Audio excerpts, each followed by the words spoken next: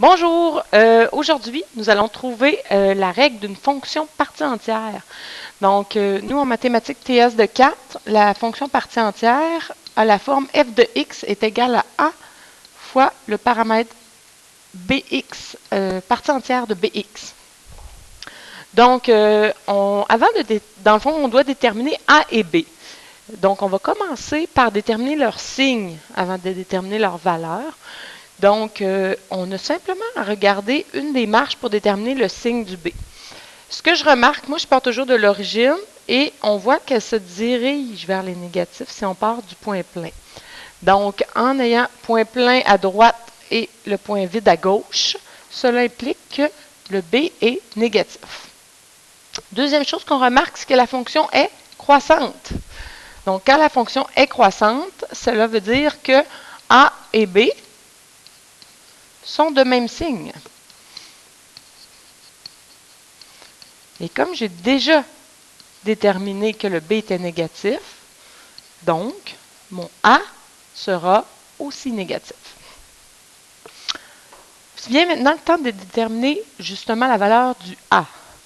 Donc, on sait que la distance entre verticale, donc c'est-à-dire la hauteur de la contre-marche, est égale à la valeur absolue du paramètre A. Ici, si on regarde verticalement, on a une distance de 6 unités. Donc, 6 est égal à la valeur absolue de A. Puisque j'ai déterminé tout à l'heure que A allait être négatif, ça veut dire que moins 6 est égal à A. On va venir ensuite s'intéresser à notre B. Donc, le B, lui, est utilisé pour calculer la distance horizontale. Donc, c'est égal à 1 sur la valeur absolue de B, cette fameuse largeur de marche. La largeur de la marche ici est de 8.